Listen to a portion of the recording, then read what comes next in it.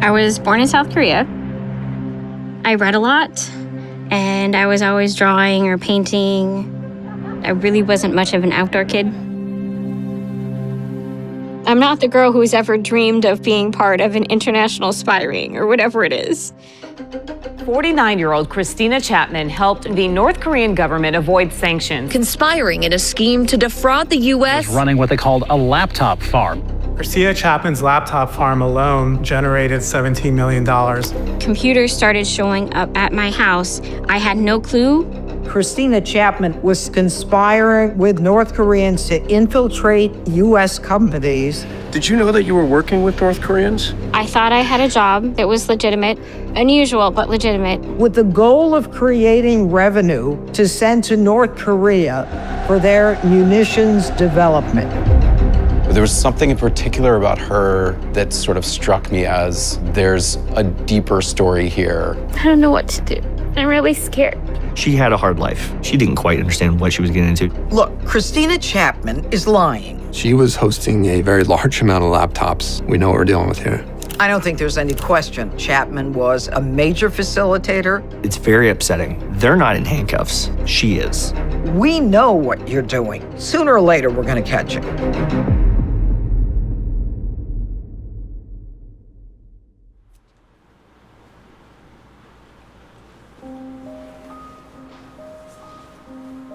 Being born in South Korea is a huge part of my identity. Ever since I was a kid, I would put on my mom's hanbok and dance around the house. And I've never lost the love for South Korea or the fascination with it. There are times that I know that I was happy as a child, but there are a lot of times when I know I felt out of sync with the rest of my family. When my mom was first diagnosed with cancer, I didn't have a lot of people around me. It was me and my dogs. I wanted to get some sort of degree that would allow me to make enough money to support her. While I was scrolling through Facebook one day, I saw something about software engineering and this particular boot camp. The goal was to find a job as soon as possible, preferably a remote job, because 2020 was one of the first marked decline in my mom's health, and I wanted to be there for her. Towards the end of the course, I had gotten several different job offers, and then we went into COVID. I shower at Planet Fitness. Yeah, because we don't have running water at home. Most of the job offers went away with the exception of one. The job offer came to me through LinkedIn and basically said that they wanted me to be the face for their company. I would be the person in between them and the clients. It was about building websites, maybe doing database work. And I need people that are better at coding than I am because I am crap. We did one job that way. And then at the end of 2020, I started getting computers in the mail.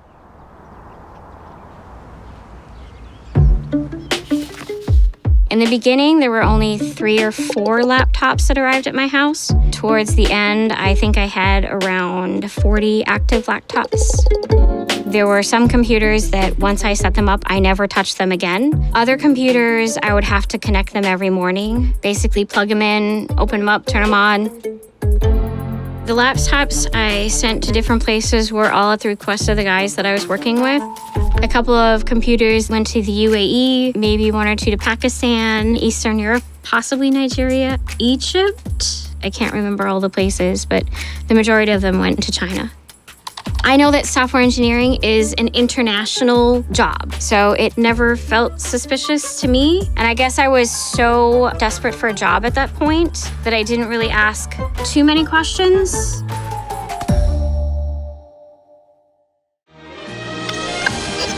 김성은 동지를 현지에서 조선인민군 총참모장 이영길 동지와 해외 군사작. North Korea is a black hole. It's isolated. It is completely cut off from the rest of the world. Coming out of the military, doing a human intelligence collection, eventually wanted to switch over to cyber operations and noticed there wasn't really a good grasp on things that were North Korea focused. No one wants to touch North Korea with a 10-foot pole. And once you start getting in, you realize, I see why everyone was avoiding this. It's less of a government and more of a criminal enterprise. Kim Jong-un came to power. He's a millennial that leaned into tech. He knew cyber was going to be the end game and really wanted to focus on that high yield, low cost return on investment. And you can see that he's building it. They're learning and they're getting better.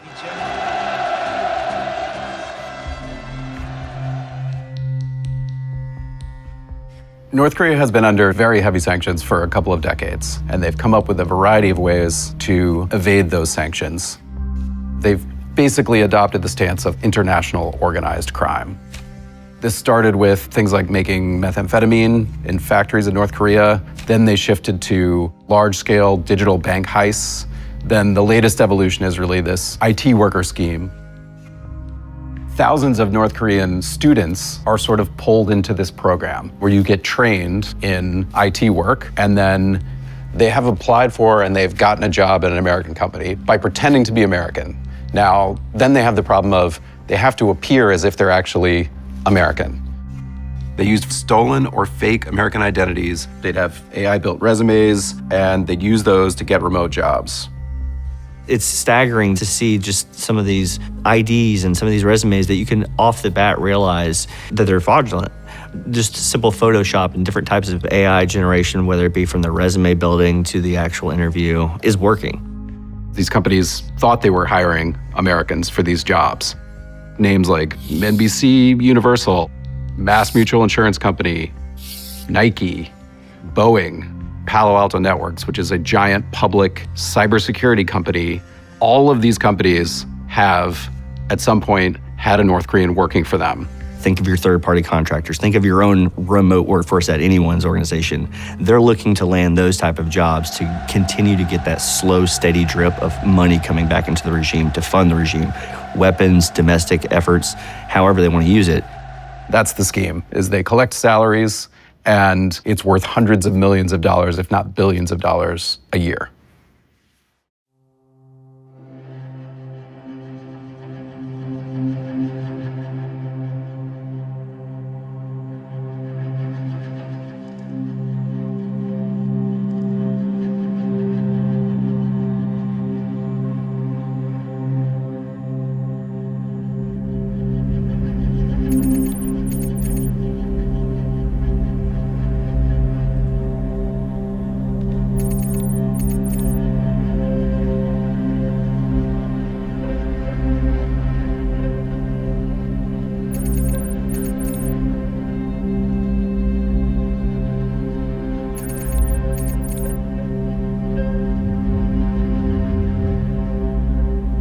Christina's sort of function in the network was as what's called a laptop farmer.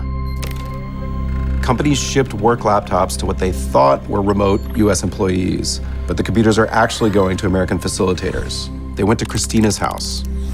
She set up each computer, install remote access software like AnyDesk, and then let the North Koreans log in from overseas, making it look like they were working from inside the US. They basically can't pull off this scheme without these American facilitators.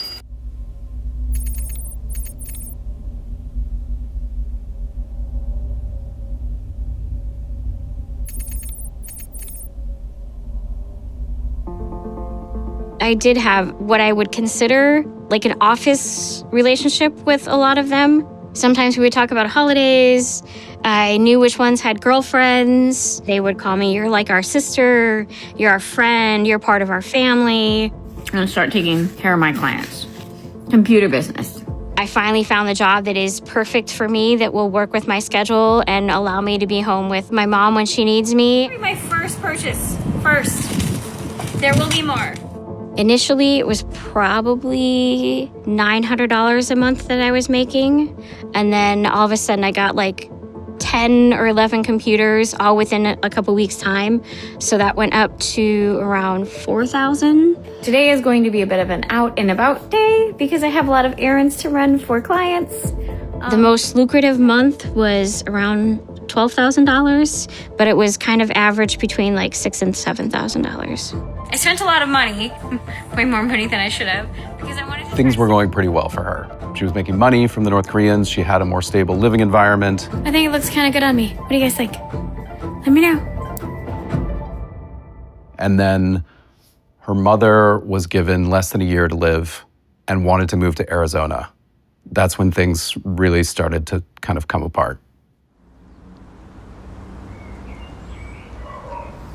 It's been another busy morning for me. And I start at 5:30 in the morning. It's now almost noon, and I'm just now getting to eat. So many times I wanted to throw my phone. They would push and push and push and push until I gave in.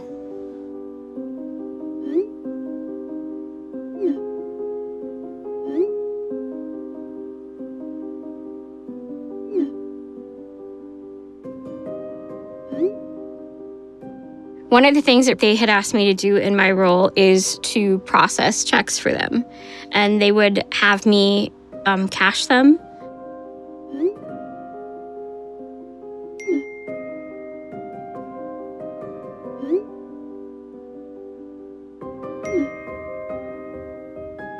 I did that with the understanding that the people on the checks were somehow involved with the company. These were people that I trusted, dumbly trusted, but I still trusted them. They knew my name, they knew where I lived, they knew my phone numbers, they knew my bank accounts.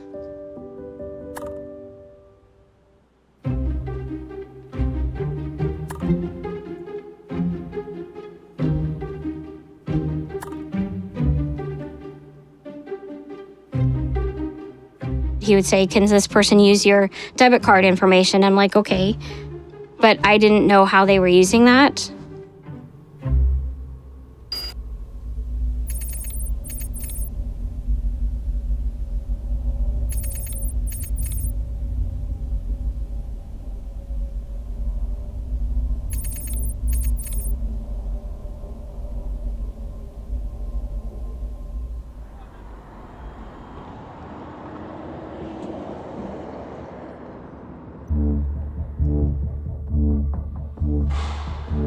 My name is Dawson Anglin. I'm a forensic accountant with the FBI. There was some reporting from companies that had hired individuals that traced back to Christina Chapman, and they had alerted the FBI. We started looking as to how we could approach the case. Her address ended up being tied to jobs being held in other people's names. And so we issued some subpoenas. We started looking at shipping records. Some of the shipping records was showing that she was shipping some of the laptops into China quite a bit. There's a small city in China called Dandong. It's right across from North Korea, uses North Korea as access point. We had the shipping records to know there's definitely quite a bit coming in, but it was more than we anticipated. We also started looking into her financial statements. We started noticing that checks were being deposited into her account that were not in her name. And so we were curious, what did she know and who are these individuals?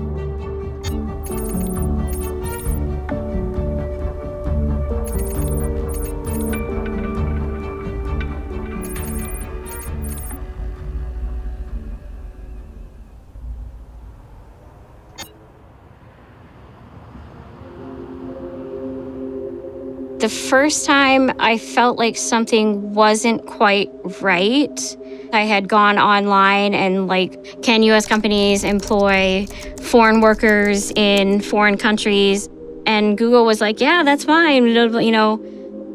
I contacted a lawyer and I asked some basic questions. I was basically told by this lawyer that it's a gray area. It's not legal, it's not illegal.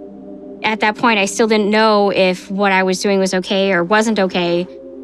I didn't really start questioning it until a couple of conversations that I had with a couple of the guys where one of them said that he had no idea who the guy was, whose name he had been using. And I'm just like, what do you mean you don't know? And then another guy said I didn't have to worry about him because his identity was completely made up. And I'm just like, what are you talking about?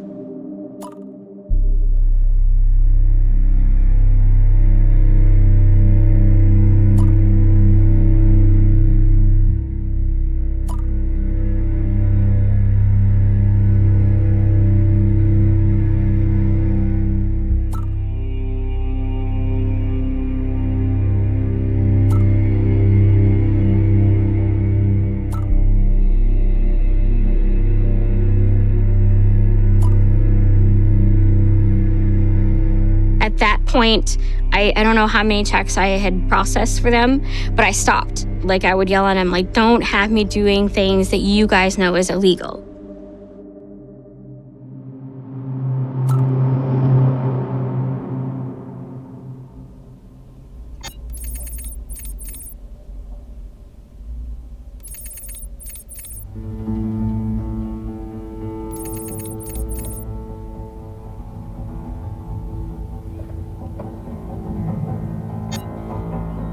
A lot of times I felt almost like I was a slave to them.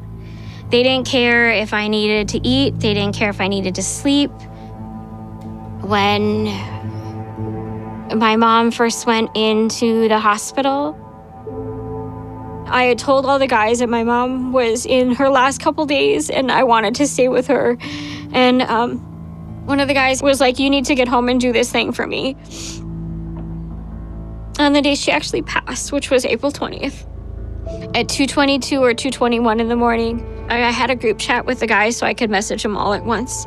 And I told them that she passed away and I would probably be late.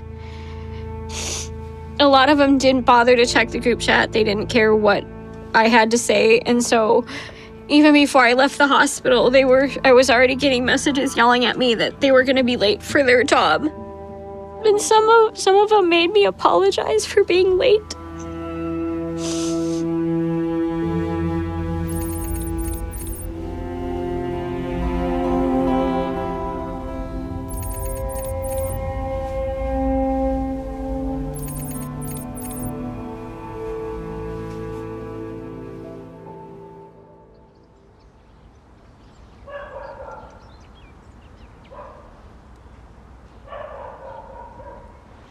Howdy people. So today I think is day 7 and I did not make my own breakfast this morning. My clients are going crazy, so I just got a smoothie bowl. It's an acai smoothie bowl. And We were aware of the social media and we did see some videos that were of concern. So you can see she kind of flashed over at the laptops real quick. You can see him in the background throughout the shot. Pina colada. She's in her working office and she's looking around. She has a phone and all of a sudden you see kind of flash over the screen shelves of laptops.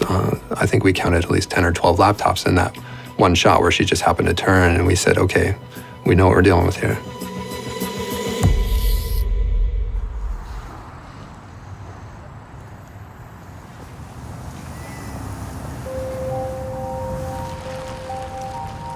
When we got to the house, the agents go in with weapons drawn.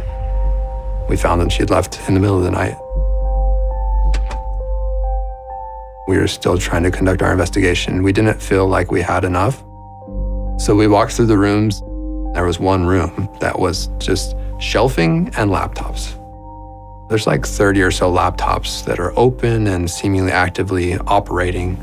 But then you start looking around in the room and there's just stacks. So there'd be a stack of like 5 or 10 laptops that are closed and just sitting in the corner of a room.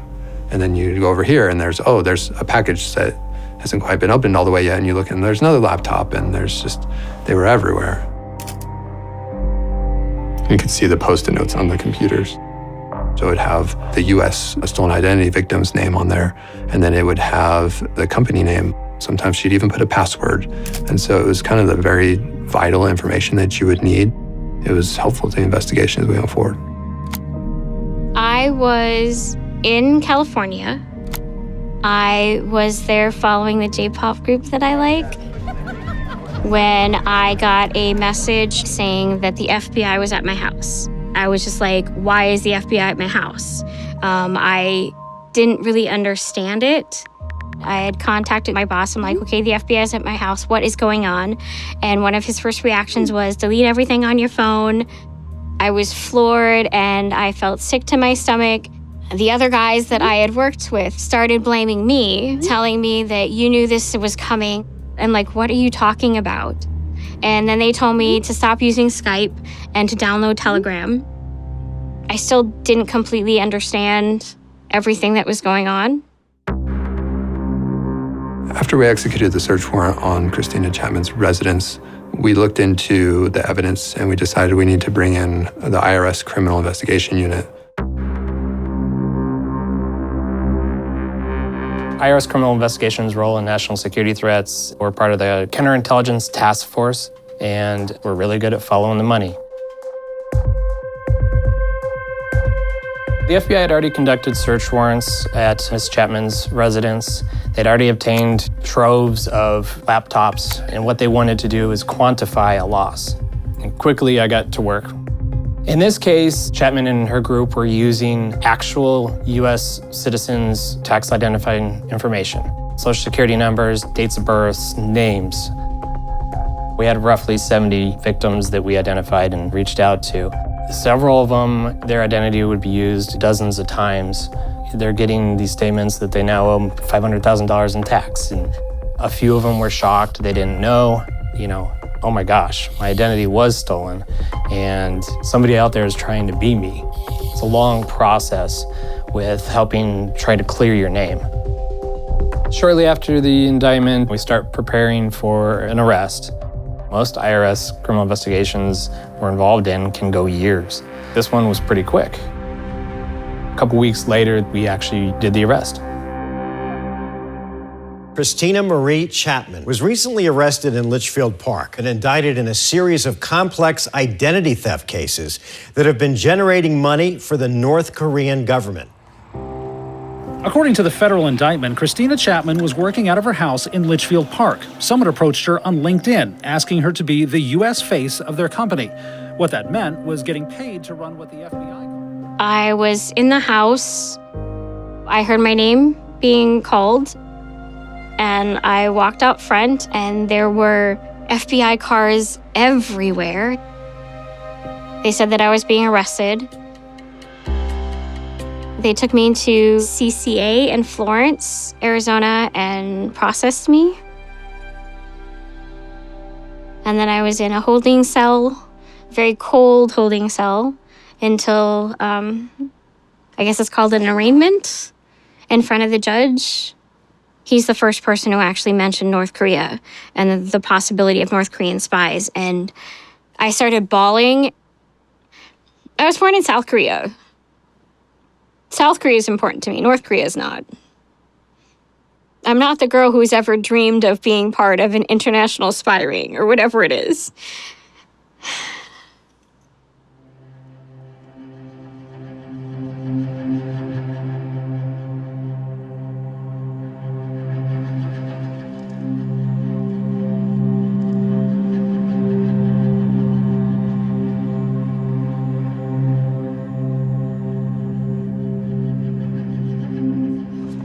Okay, so this came in last night. This is how much time the government is asking for your sentence to be.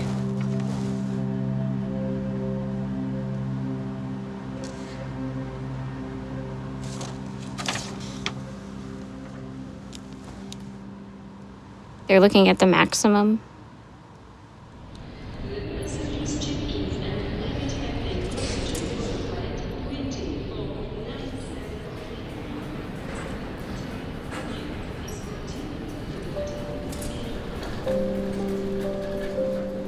I've already had lots of people send me DMs on TikTok that have been following the case, calling me a traitor and saying that I would be better off dead and lots of other things.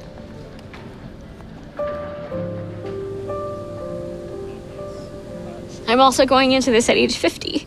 So having never been in trouble in any significant way in the past, all that scares me. But I know that somebody has to pay for it.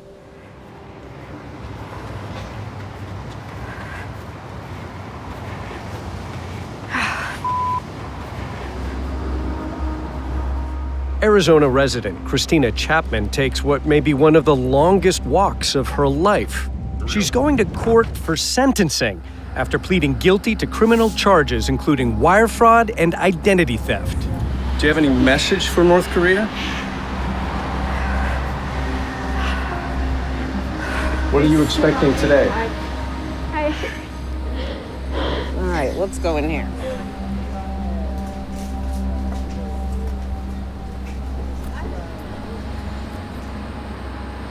So today, a Christina Chapman of Arizona was sentenced to 102 months of imprisonment for conspiring with North Koreans to infiltrate U.S. companies, including Fortune 500 companies, with the goal of creating revenue to send to North Korea for their munitions development. I think that the offense by Christina Chapman was so intentional and it was so egregious that there was no room for mercy in a case like this. We're talking not just about a fraud, we're talking about national security. We're talking about North Korea, that is an enemy of the United States, that is seeking to build its munitions and deployment so that they can then use that against the United States. This is a very serious case, and it's not just someone who just kind of crossed a line. She crossed a major line. And we believe that the sentence in this case was appropriate given the egregiousness of the crime.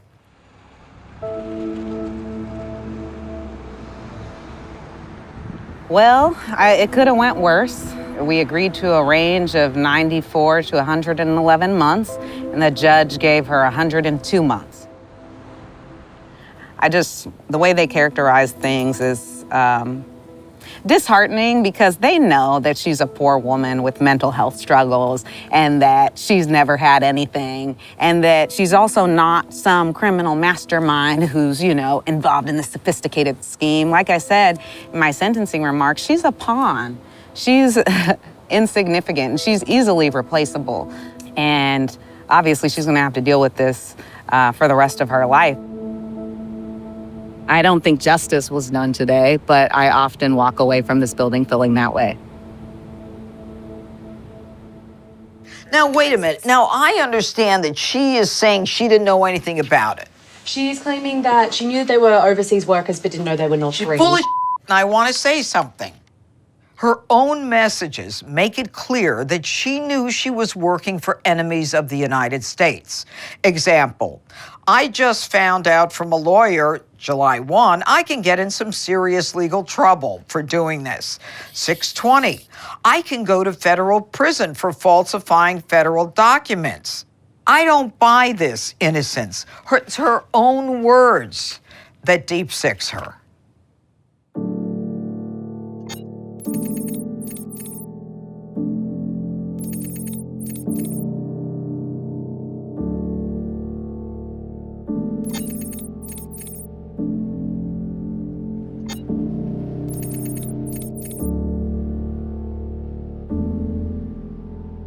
There are companies at this very moment in the United States who have North Koreans working for them and they don't realize it. And there are schemes identical to the one that Christina Chapman was involved with that involve different facilitators who may or may not realize that they're helping North Koreans, and those facilitators are hosting laptops in their apartments, in their homes, as we speak right now.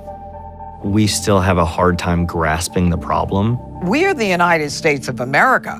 We're supposed to know what we're doing. Collaboration and communication is key. Getting public and private sector on the same page, addressing the problem. And it is a very simple thing for American companies to start checking on who is working for them. They've got to make sure that if they have remote workers, are they really remote American workers? Are they working in the United States? Are they who they say they are? We are playing catch up. These guys are chess pieces set up all over the world. It's on us to find that defensive countermeasure and continue to play the chess game. This call is from Christina Chapman. There's a lot of grief when it comes to losing your freedom. The freedom to choose when you're going to eat, when you're going to wake up, when you're going to sleep. And I think that's part of the reason why I'm still sort of in shock. To the people that were hurt, I am incredibly sorry. I feel horrifically bad for them. And that's probably the part of all of this that gives me the most shame. That shame and that guilt I will feel the rest of my life.